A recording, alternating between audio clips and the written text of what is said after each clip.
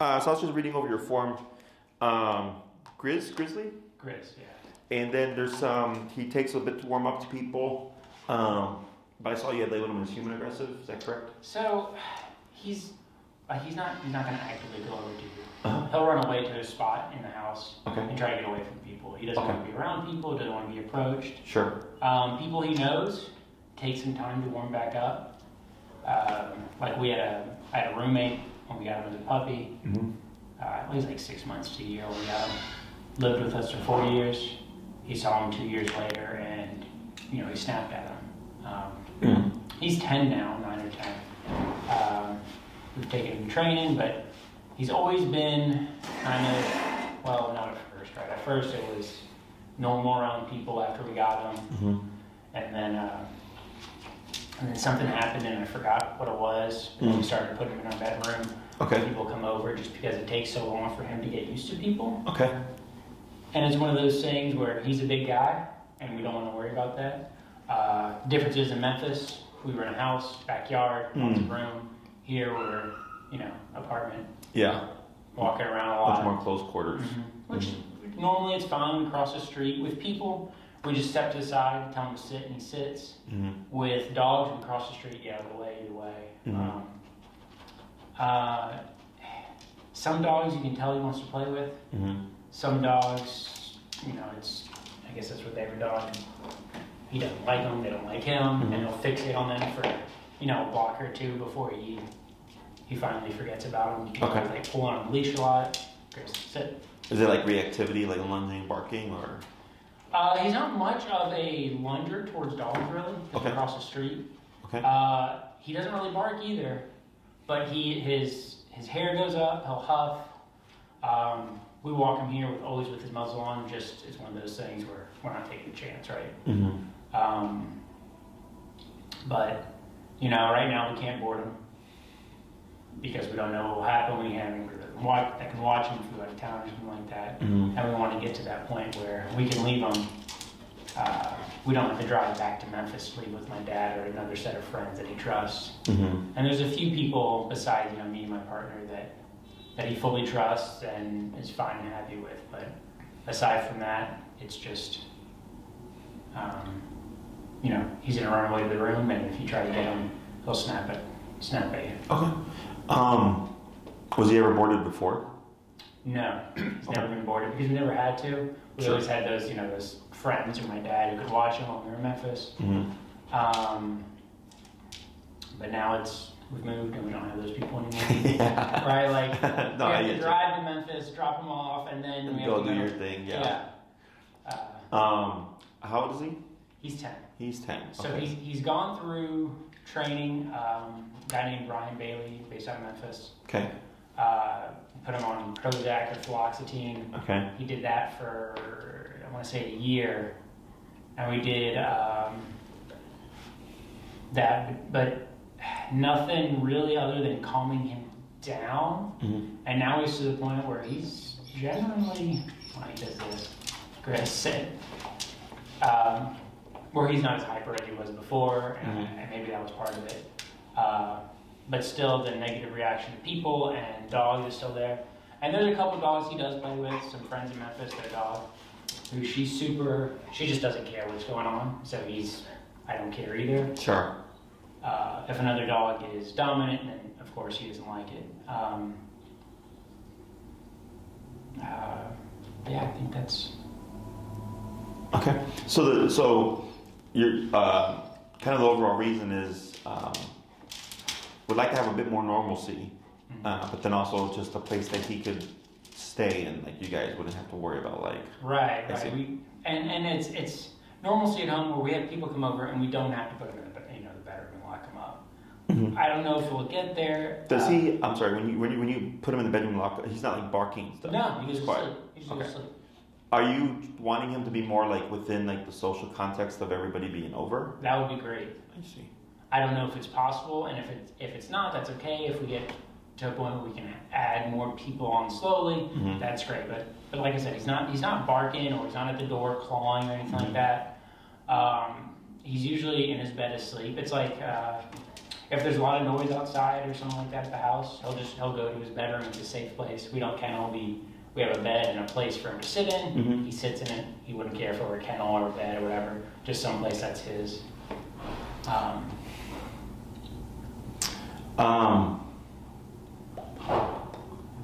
With the previous trainer who did the like fluoxetine or have you, so they only had you do it for a year? I think it was about a year, yeah. Okay, and then did you decide to take them off, or did your trainer tell you to take them off? He says this is, I think, as best as we'll get. Okay. And was it like positive reinforcement training? Or was positive reinforcement. He's very food driven until he gets fixated on something. Sure. And then it's out the window. Gotcha. But there was no like training collar or anything like that involved? We did have any collar. I still have it. Okay. We still use it when he's at in the apartment with us. Generally put it on during the day. If there's, that's one of those things. If there's noise outside, Memphis is a lot quieter. If there's noise outside here, he'll let out a huff or a single bark, and then he single barks and he runs to the bedroom, right? Sure. To get away from it. We would love for him not to do that. We don't want him to feel like he's always in trouble and having to go to the bedroom. That's not what we want from him. Right? We want him to be a happy, nothing bothering kind of dog. I don't know that we'll get there, but something to help his overall attitude. Okay. Do you know what e-collar you have him on? I can get my girlfriend to take a picture of it. It's Is it a round remote? Yeah, round yellow remote. It's a duck hunting collar, I guess is what it is. Okay. Has 100 levels? Yes. Okay. And it has a black and red button. Yeah, I know the model. Yeah. I would. Okay. Right. So that's good. I'll talk about that in a moment. Anything else I should know about this guy? Something in particular you're looking for? No. Just anything that you think that like all the stuff you're telling me is what I want to hear. Like I'm trying to get a feel for. So some friends found him on the side of the road when he was 6 months to a year. I don't know how much that makes a difference. After we took them from him, he gained 30 pounds in a month. He has kind of a weaker back leg, so we think he was some sort of dog for fighting. He had a few scratches on his face or something like that. Mm-hmm. And they just gave up on trying to do anything with him. Okay. But yeah, so I know, before reaching out, did you read up on how we train and everything, the methods that we use? Yeah, I watched a couple of your videos. The one with what's her name, Leaf? Oh yeah, Lake, the pit. Yeah. Pit. I watched a few of those, and then I watched a few of the other videos on your YouTube page. Okay, good. So you have a good understanding. So a few things here. When it comes to so it sounds like you have a fear-based flight dog. Yeah. Like if so he hears something, he'll bark and run away.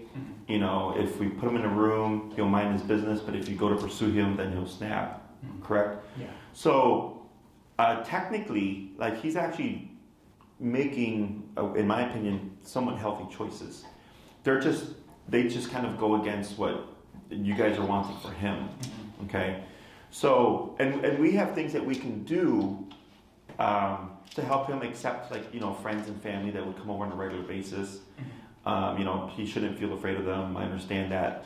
Unfortunately, we cannot guarantee that we can get a dog to like everyone, right? Mm-hmm. It is more realistic to expect the dog to learn to trust those people that would come over on a regular basis because he would see them so frequently. Yeah. But people on the street, the random one-off friend that comes over once, a year or something like that, we don't even worry about because they're not his norm. Yeah. So there's things that we can do. It's just we can't make it happen. Mm-hmm. It's kind of like we want to push things. I always try to push as much as possible. But I always tell the owner, if the dog just doesn't like certain people, then that's just the dog not liking certain people. Yeah. There's people that I meet that I don't like, and there's people that I'm sure that have met me that don't like me. Mm-hmm. Except we don't, bite each other and bark at each other, So, if let's say a friend were to come and knock and you were to invite them in, I know you say you put them in a room and stuff, but do you feel like there would be tension there? Would he even allow that person to enter, or? Yeah, he'll go to the door, do maybe a bark sometimes, mm-hmm. But then he's gonna go to the bedroom. Okay. If we say bedroom, he gets tricks. if we say bedroom, he's gonna go to the bedroom. And generally, even when the doorbell rings, even when the doorbell rings, he goes to the bedroom. Like it's trained into him. I see. I gotcha. Okay. Now, I mean, we have done many times where, friends that are going to be more normal, we keep them on a leash, and we'll keep them in the room, like in the den or the living room, whatever we are, and we'll just keep them sitting to the side, and they throw treats at him or whatever, and we just keep him in there. And he'll stay over there. We'll eventually get up and we'll walk around the room with him, and don't touch, don't pet, stay, just stay back, let him do his thing, and get used to your smell in the room. And he'll get used to him, and he's not going to do anything, and he's not barking while he's in the room with them. But has he ever gotten to the point where he trusted those newer people with that? It takes time. Takes time. Okay. And then it's one of those things where I have to say, hey, can you come over and do this? Right? It's not like organic and like they just right. come in. And, yeah. Sure. It's not like that. I got the only other person that was even close to quit was my dad. My dad was like, he was in his lap in 2 seconds, and it was. Was that after like all these issues had developed, or was this? Did your dad meet him like way back when? Way back when, and then it had been. My dad went out of town for a little bit, and things were happening, and then it had been a year, and then again, same thing. My dad came in his lap in 10 minutes. Okay. I actually couldn't hold him back from going in his lap. And part of it might be maybe the smell from his mind. I don't know. Yeah, dogs. I mean, their memory, in my opinion, is attached to smell. And they can remember people, And then for those where it's like, well, he's done this with other people and he didn't trust them the second time, was probably because he didn't trust them the first time. Yeah. So he's just picking up where he left off. Oh, that's yeah. Right. So, okay. So, when it comes to addressing a case like this, part of it is we have to do the approach that you're using at the moment. It's not that it's wrong. Because it's not wrong. It's obviously it can get you some progress. It's just it's on his terms, and on his terms it's going to take a prolonged period of time. When we work on this stuff, we put it on our terms. Okay. So if I were to come over to your house, I'm touching your dog right away, whether or not he likes me or not. Okay. If he doesn't like me, that's fine. We would correct anything. Because we have 4 responses to things: fight, flight, avoidance, submission. So when you tell me he runs into the room, that's why he's a flight response kind of dog. Because he's like, I'm going to leave this room, I'm going to go to my own room. Yeah. But then if I pursue him, now he's in the fight response because now he feels trapped. He's like, hey, I went over here to get away from you, and now you're in here. Now we have a problem, right? So to me, that's not even aggressive because he clearly communicated, I want to be here, so I'm going to just go my own business. But the fact that I pursued is what puts him in a position where he thinks he has to be defensive, okay? Right. If we're trying to get a dog over that kind of stuff, we would have to push that. And so, like, to give you an example of what that would look like let's say I did come over to your home, knocked, he ran off like you said he would. I have a special suit that protects me, so if a dog were to attack me, I'm not going to get hurt. I would pursue him in the room. He might start growling or snapping or snarling at me, and I would walk up to him, and I would go to make contact with him. Let's say he tries to bite me. It's okay, I'm protected. And then I would have the e-collar, and we would correct him for biting. Because we have to do the thing that he doesn't want, which is being touched. And we have to do that thing on our terms, because that's what puts him under the most stress. So once we teach him that, hey bud, I'm going to make contact with you, you can try to attack me, I'm not going to back off, plus you're going to be corrected for the behavior, it starts to kind of, what we're, like you said, like create a calmness with the dog. But if no one ever presses that threshold, it's always an option for him. Right. Biting is always an option until someone says it's not an option. Okay. Right. Does that make sense? Yeah. So the difference with him, we haven't tried. He's a big dude. Right? Yeah, he's a big dog. He's not the biggest I've seen, but he's a sizable boy. Yeah, he's like, I wouldn't put any of my friends in that situation. Correct. Yeah. And so the way this typically works, and a good case to watch, his video's up. His name's Murphy. Okay. He's a client that I have currently. Very similar, except more outwardly aggressive. Is this the white pit bull? He's a black dog. Okay. Yeah. He's a black. I think he's a pit mix. He's a little guy. And like the first time she walked in here, lunging and snapping at me, the consultation, he was growling at me the entire time. Right. I don't know what's over there, but he wants it. Oh, I mean, I can close the door if you think it'll be fine. What's over there, buddy? Because it's just, it might be because he wants to get out of here, and he knows the exit's that way. So, for Murphy, yeah, I remember the first couple of classes, he would lunge and growl whenever he would come in and stuff. And then by the third class, I did that exercise that I'm describing to you, where I went and made contact with him, and it did not go well. Like, it looked very ugly. And I told the owner it's normal, this is part of the process. The next class after that came over, my staff was able to handle him, didn't do a thing.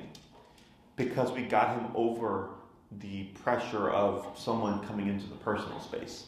And I actually made contact with him. That was the worst thing that could happen to him. But nothing happened.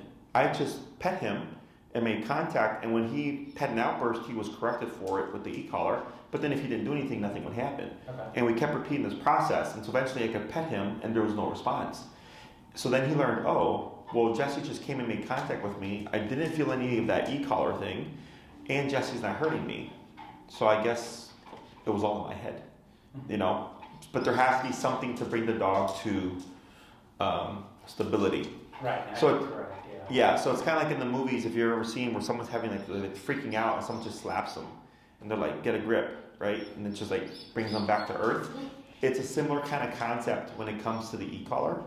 I think the e-collar is kind of like a slap to the face to tell the dog like it's okay, like you don't need to be this freaked out. But then we have to repeat and reinforce. So then Grizz will start to understand like, oh, like Jesse came over, I tried to run from him. He came into my personal space. I tried to go after him. I was corrected. He pet me. Nothing bad happened. I'm still alive. I'm not being hurt. Oh, it was all in my head. Okay? And I handle a bulk of that. So once I got Murphy to a certain point, I told the owner, now you can start doing this with your friends. Okay? Because I took out the ugly. So now that she goes to, so the last class where I saw her on Monday, we did a dog-to-dog socialization. And she didn't think it was going to go well. We actually had almost no problem the entire lesson. But it all stemmed from that one lesson where I pressed that boundary and pushed his social comfort zone. So then I showed him, and then so we were able to do another thing that she didn't think that was going to be possible, all because we pushed that threshold and taught him everything's going to be fine. But it's a step-by-step process. I do a bulk of the ugly stuff. So that this way, when it's okay, if you want him to warm up to your new friends here in Chicago, well, we have to socialize him. But they shouldn't see anything because I took care of it all. Does that make sense? Yeah. And I give you the foundation to then jump to the next thing. Questions on any of that stuff?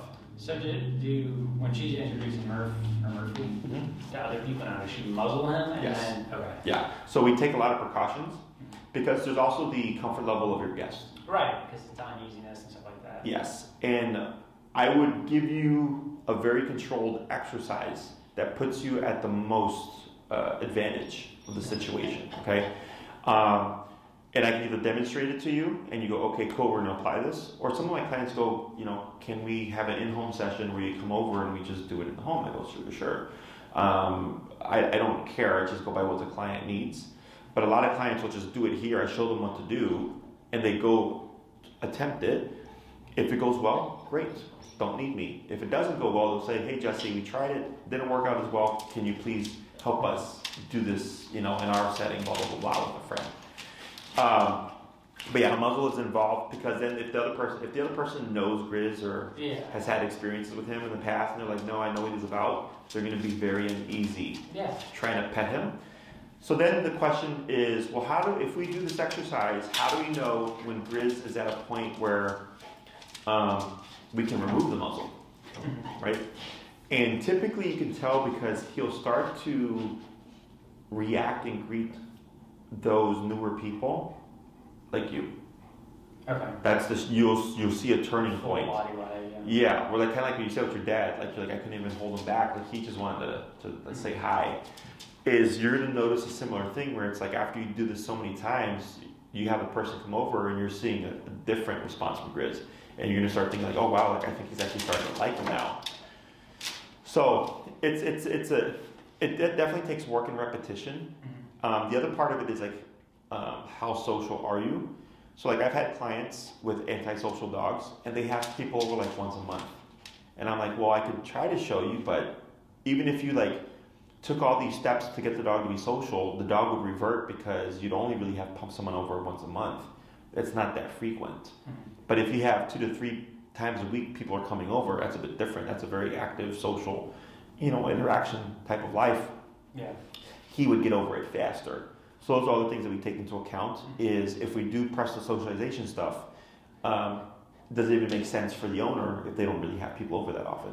Does that make sense? Yeah. And what about his age in regards to all that, right? Yeah. So his age too, that's the next thing I was going to bring up. When's the last time you used your e-collar? This week. When did you first train him on e-collar? He was 3, okay, 4. Cool. So should it be an issue because you've kept it in his life? If you had come to me and it was like, we've not done a thing with e-collar before, like I have a dog right now who's like a 9-year-old Shar-Pei mix. That dog gets very stressed, but they have to do e-collar because the dog doesn't like kids and they're currently pregnant with a baby on the way. So it's kind of like, well, it sucks, but this is just what we got to do. Yeah. So in your case, that's good. So I don't really expect age to factor in because you've been actively applying it throughout his life these past 7 years. Okay, so that's good. That makes life a lot easier. Now, one thing, his levels. Do you know what his levels are in the e-collar that you use? What numbers? 40, and then whatever the red is a double it. Okay, the jump. Okay, Yeah. so you use it more as a jump. I gotcha. 40 is the base, and then whatever, I don't know what the jump is. Okay. If you turn your remote on and you hit the red button, it should blink whatever it's doing. So if it jumps to 60, when you hit the red button, it'll just flash 60. So that'll tell you what it does. You can also adjust it. I'm not sure if you could do it within, because if that's from 7 years ago, it may not have that function. I think it's a newer one. But some models, you can adjust the actual jump. Oh, okay. So you can make it jump 60 levels or 20 levels or whatever. But yeah, that'll tell you where it's set to. So when you've used your e-collar, you use it like when he's barking at the window type stuff, or what do you apply it for? Yeah, I mean, that's what we use it for here. Okay. So how often do you find yourself having to use that to correct them, and how does he respond to it? 3 times a day, 4 times a day. You'll have to press the button, the red button? Usually I just start with the black button, that's good, but if there's all of a sudden a lot of noise, or usually it's like right after school or something, I just switch to red button because I know there's about to be a lot of noise, and then I'll go to bed. Me and my girlfriend are both in meetings or whatever it is, different parts of the house, so as soon as I hear it, I just hit it on my desk. Okay. And get the noise down. Okay. Will he respond off of one tap, or? Usually he does. Okay. Unless there's something that really, really bothers him. It's usually just right after school is the worst time. Okay. So the reason why I bring up the remote there is a lot of trainers like that system because they're cheaper. They're a really good collar, but it's cheaper. Also, as a dog trainer, I could call them up and order one collar for one client, and they'll overnight it for free. So for like a trainer starting out, it's really attractive because I don't have to commit to having $20,000 worth of product just sitting there trying to be sold. Yeah. I'm positive that the collar you have is technically meant for a 35-pound and under dog. Okay. I don't know. Like the guy I worked with before, he trained bulls and worked at sea. Like, I don't think he would give me one that small. It happens more often than you think. Really? Yes. Okay. It happens all the time. Yeah. The collar that he would actually need on that system would be black. Okay. Okay, it's meant for a 70-pound and over dog. Okay. So that's how I can tell. Okay, because he's how big? He hovers between 85 and 90. Yeah, he's well up in that range. Yeah. So the reason why I bring up the collar is if we're trying to press his comfort zone, where I'm going to make contact with him and stuff, right? Let's say your collar is a featherweight. Your dog is a heavyweight, right? Is if I go to touch him, his stress levels are going to be up here because I'm doing the one thing that he doesn't want me to do. I'm also doing the thing that people avoid doing, right? And if he gets really stressed and or defensive, may not have enough output in that collar to shut that down. Okay, so there's different styles of collars. With the brand that we use, there's low, medium high, and high.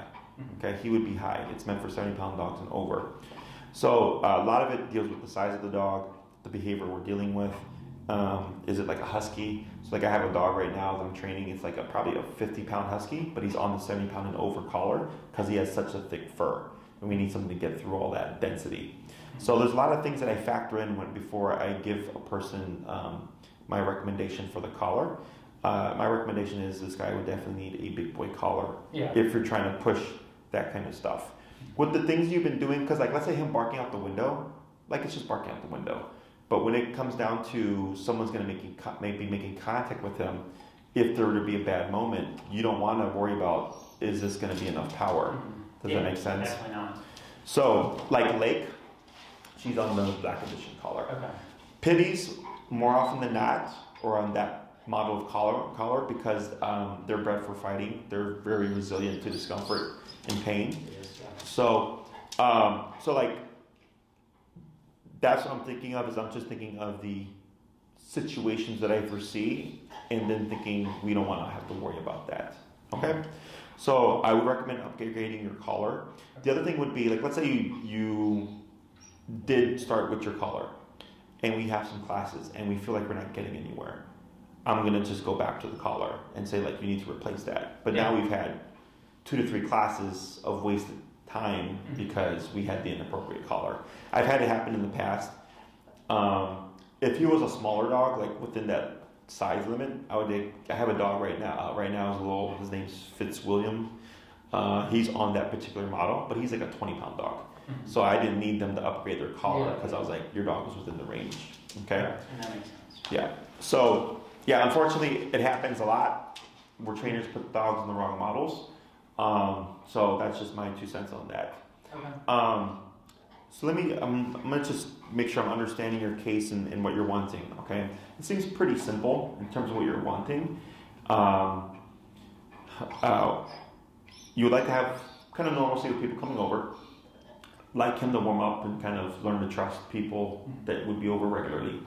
A place for him to stay, like a boarding facility, what have you.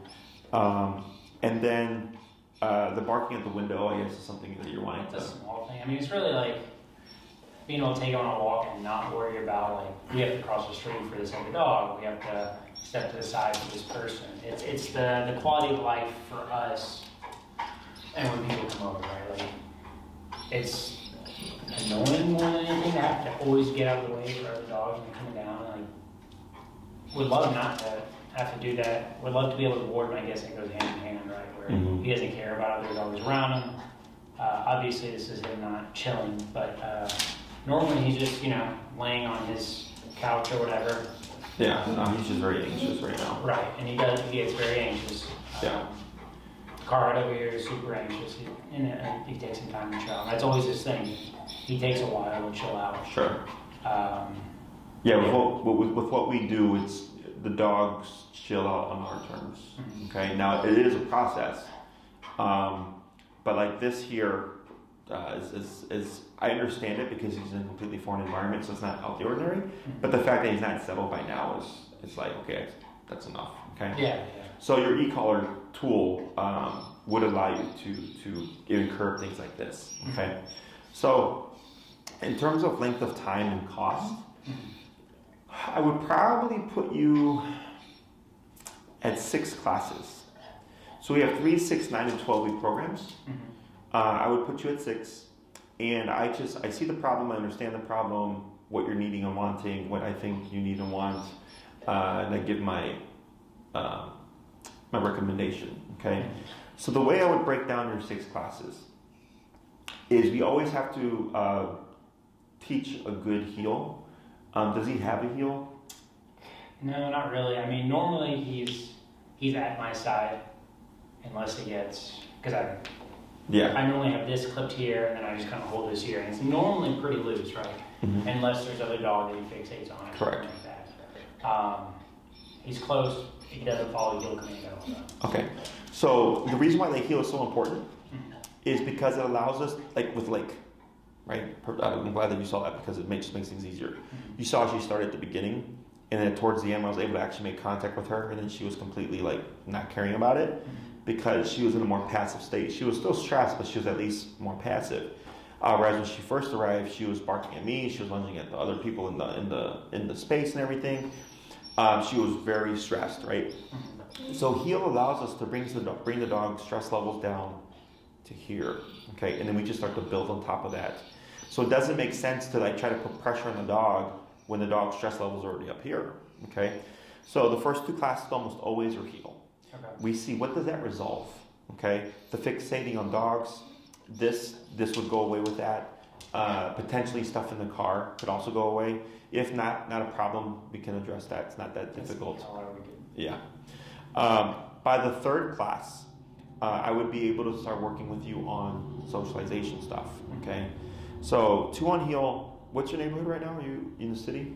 I'm like 10 minutes, just straight up western, next to that high school, whatever. Okay, I know where you're at. Yeah. So the 3rd class would most likely be like an in-home. Okay. For in-homes, so most of my clients travel to me now because COVID flipped everything on its head. I used to travel to all my clients prior, and then when COVID happened, people were like, "Don't come inside," and then so I had to like devise a way to still train dogs and all that. So my clients travel to me. So then like the first 2 classes we would have here, or if we're working at the park, we'd be at the park. And then you would schedule through Maria that in-home class, okay? And there would be, I believe it's a $50 upcharge for those within the city, because I got to leave what I'm doing here to go to you, which takes more time, okay? So we would have the in-home where I would show you how to bring people inside correctly, okay? The 4th class would most likely be, and I would also put them under pressure, like try to touch them and make contact and stuff. The 4th class would be, I would revisit touching stuff. We would be back here. And if he's like, no problem, he may not like it, but he's going to be like indifferent to it. That's all we need. I can then show you how to start introducing him to people you know. We would pair that with food to create a positive association, and then it's rinse and repeat, okay? Classes 5 and 6 would be variables. So it's like, because I'm just bare bonesing what you need, okay? Yeah. So by class 5, if you're like, hey Jesse, we repeated that exercise 3 times and he did really well, I go, great, just keep repeating that. And then I might ask, like, is there anything that you want to work on? Maybe like you want to teach him recall, which is come and call, so you can give him more freedom, where you can be off leash and stuff. Then we can work on that for a class. But I would focus on the behavioral stuff. And in terms of like having a place to stay or board, we welcome any dogs that we've trained here. I've had cases way worse than this guy that come and board here. For dogs that do have issues with humans, we do require that they be muzzle conditioned. So that this way in the beginning, when you bring him, he'd have his muzzle and everything. My staff will remove the muzzle on dogs that they know they can. We have currently, I believe, 2 dogs at the moment that my staff just doesn't trust. And they're big dogs like him. And we've not had any issues with them. But the staff just doesn't trust them. And do you have a recommended muzzle, or is something like this a good? So with that, he can't really drink or eat. So the muzzle that we recommend is the Baskerville, which is that muzzle right there. It's a basket style muzzle. Okay, we have one of those too. Sure. Yeah, so that's yeah. He can, yeah, okay. It's meant for extended wear because he can eat, he can drink, he can take treats to the muzzle and everything. Okay. So like, as long as we have the tools that we need, the dog's been muzzle conditioned, there shouldn't really be an issue, okay? The only time we ever have issues with dogs boarding here is when the dog has human issues, and then the human doesn't want us to muzzle the dog, or they're like, you can't use an e-collar on my dog, or blah, blah, blah, blah. Then we're like, well, we can't board your dog here because that puts our staff at risk, right? So having a place to stay, not a problem. For people who have trained with us, they're welcome to board their dogs as needed. For clients that have not trained with us, they're required to bring their dogs to daycare at least once a week. Okay, so if you do the training and everything, you're kind of excused from that that requirement because we have the tools and we train them. Not a big deal. Yeah. Okay. So I would say 6 classes, 2 on heel, 2 on the people stuff. And I know it doesn't sound like a lot, but when you have the right tools in psychology, things progress pretty quickly. Is a class an hour long? Correct. Okay. And it's just us. There's nobody else. And then, class 5, again, it's dependent on how you're doing. So if you do the exercise and you're like, hey, Jesse, like, it worked well with these people, but this one person he's just not vibing with. We can do another in-home where I can show up and we bring that person and go and see what's going on, okay? So I'm really just tailoring it to focus on the behaviors that you're looking for. He's 10 years old, I don't... Yeah. It's kind of like I'm really simplifying it because the other thing that we factor in is at this age, like my dogs are 12. I have a Chihuahua and a Pit Bull. They can be social, like they play with dogs throughout their life and stuff, but now that they're 12, they're getting kind of honorary, where they're not as social with every dog that they meet. And I could force it and address it, but I'm like, you're also 12 years old. Right. And I don't really care about meeting random dogs outside, right? So I expect them to behave and not be reactive, right. But I don't expect them to be friendly with every dog that wants to say hi. And that's exactly what I want. Cool. Where we don't always have to cross the street. We can just, if we need to step to the side and he can go into a sit and they can pass whatever hyper puppy they have or whatever, that's fine. That's easy. That's that's the approach that we would do. Right. Okay? And him right now, I could go over to a sit, but he's gonna get so hyper or so fixated. Yeah, right. And it always depends on the dog, and it is his fault.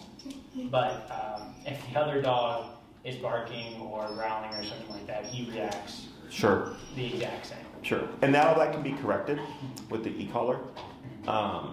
It's just we have to make sure we also have the appropriate output. Okay? Any questions about that stuff? So so I saw the 12 class price. What is the 6 class price? Is it? Oh, so the 6 class is $1,000, I believe. Okay.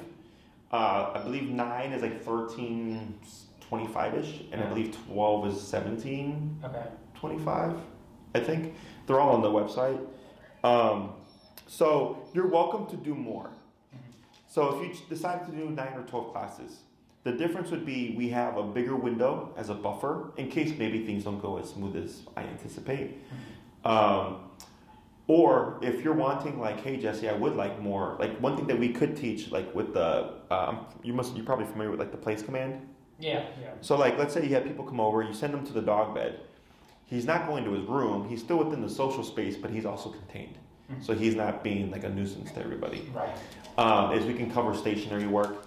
12 classes is more so for people who want a fully off-leash trained dog. They go to the dog beats, they go to the picnics, they go to restaurants, they go to the friend's house. The dog goes everywhere with them. That's what a 12-week program is for. Okay. For you, I would say you'd be fine with 6. If you want to have a little bit of a buffer and cover more stationary control, is helpful and beneficial. 9 is a nice middle ground. But I think 12 would be overkill in your case. Yeah, I'm primarily concerned with behavioral. How do we invite people to our house and also have our dog be part of it, right? He's a good dog to us. I would like other people to be able to see him and be in the same room.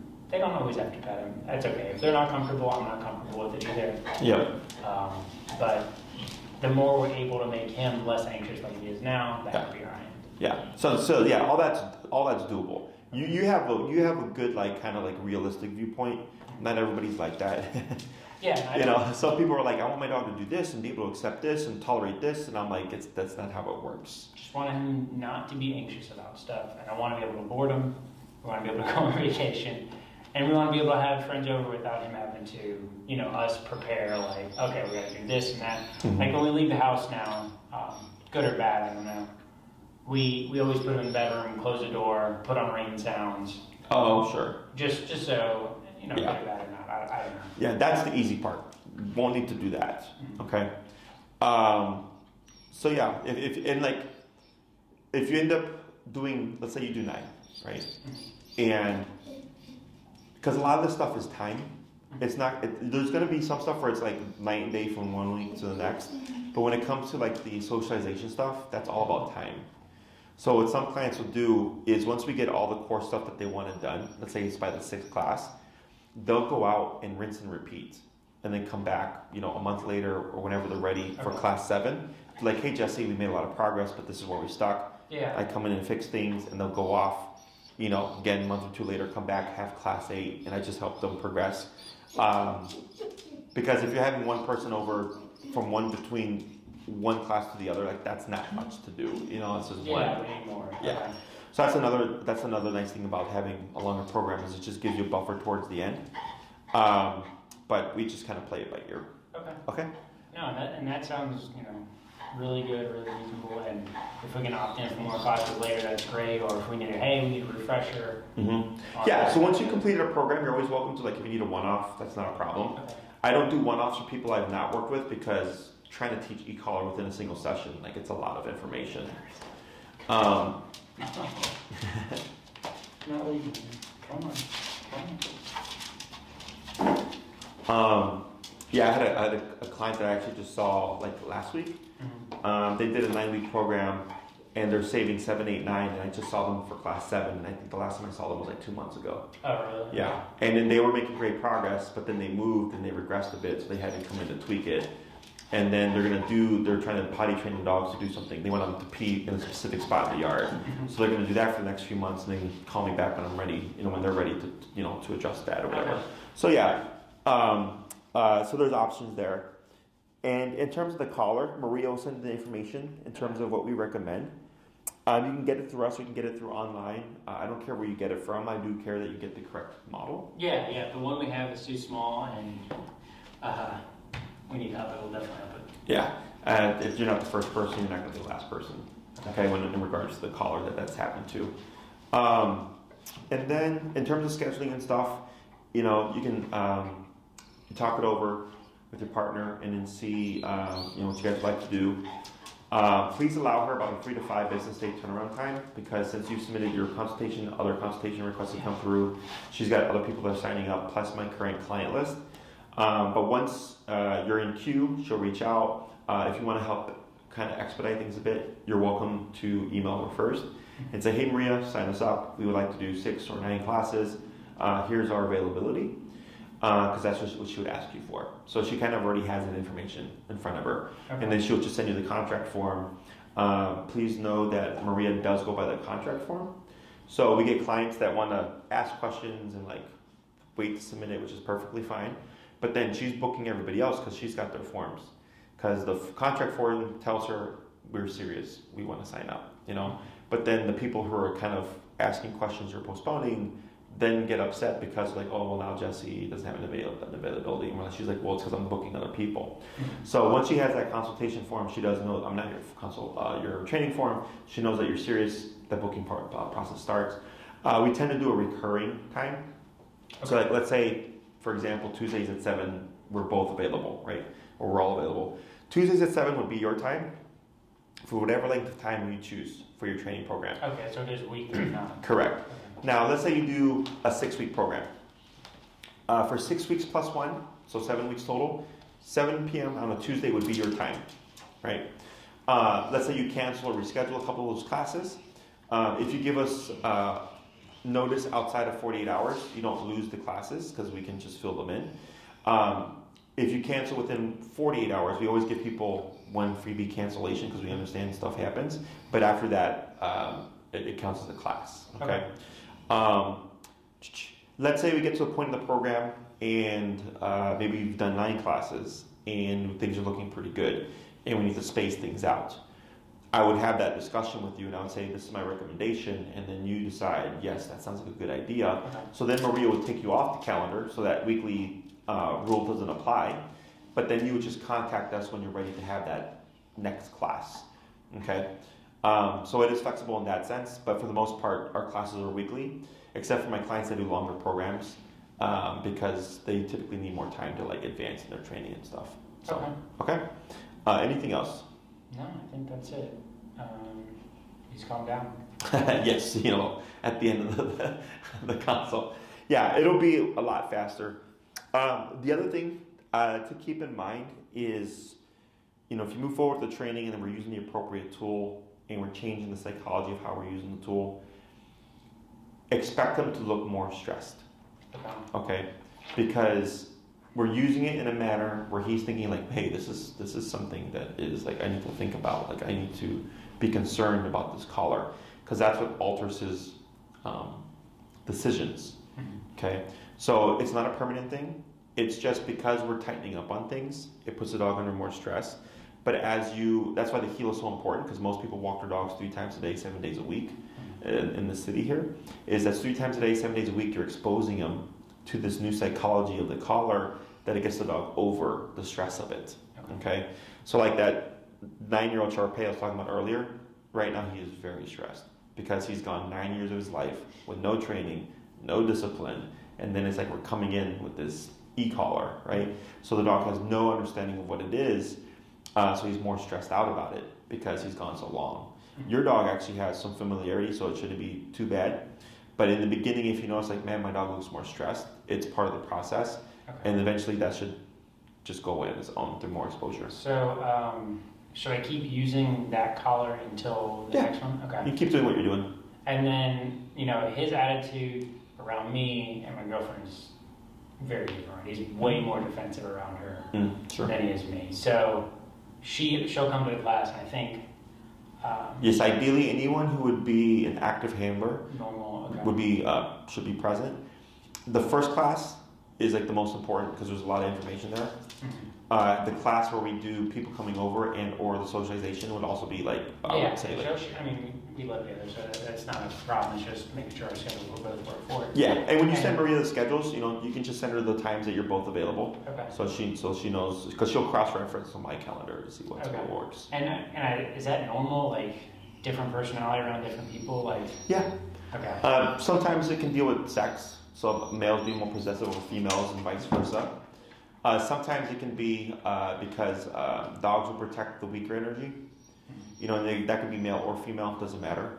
If the dog feels that the person is weaker than the other, they can look more defensive or be more defensive because they're having to compensate for that. I get some dogs where the husband will say like, the dog does nothing when I'm with them, but then if the dog is with the wife, they'll like flip out. Yeah, it's like a complete like 180. Yeah, it's she saw one of her friends on a walk that she took him, and she said that he was lunging at her, lunged at her once, and then he went behind him and sat down. If I take him and see a person or whatever, I haven't had him lunge. I don't even remember a time that he's lunged on leash with me. Sure. I don't know. Or at least to a person. That's rare. That's the technically the easiest thing to address is typically human reactivity, especially when it's outside. So, but yeah, the way we teach now is you would show up with Grizz. I coach you through everything. I'm present with you, and you're doing the training yourself. So it's very hands-on. It'll be very hands-on for you and your girlfriend. And then you do the one where it's you. I guess we board him, and then you train him or whatever. Board and trains? Yeah. Is that? Do you have more? Is there more improvement with that versus with the trainers or with the owners with it? In my opinion, you'd want to do in person. Okay. One, because as you said, this is tied to you. Right. Right, the defensiveness. We get a lot of dogs that people drop off that might be like dog reactive, and then when they're here, they do nothing because it's boot camp. So then we don't see the problems that they've come here for. But there are cases that I know are easy enough that I'm not worried about it transferring to the owner. In this case, it's if you did the training, everything ties to you. Okay. Right. Yeah, that's what we thought too. Yeah. Okay. So the only pro to a board and train really is that we get things done faster because we do this day in and day out. So think of like 1 week of our time is 3 weeks of your time. Yeah. But what everything you're explaining to me is all home-based stuff. It's all with you and your girlfriend. That a board and train honestly wouldn't be that beneficial to you. Mm-hmm. If it was just obedience or whatever, or like minor stuff, like, well, yeah, sure, board and train, no problem. Okay. But in this case, I would suggest you do it in person. Yeah, and that's what we prefer to do. I was just curious on that because, yeah, we want to be able to be comfortable around him with whoever comes to the house. Yeah. Okay. Anything else? No, I think that's it.